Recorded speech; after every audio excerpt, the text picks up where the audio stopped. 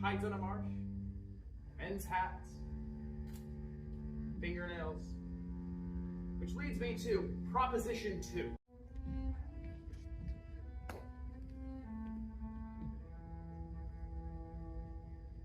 It is I, Lorenzo the Unfeeling Lorenzo.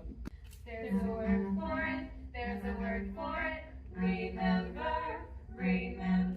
But not in English, not in English.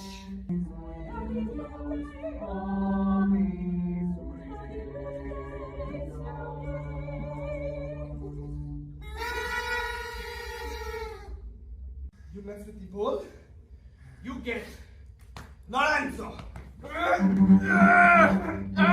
Is anything wrong? Faster! Hey, the sun, get it!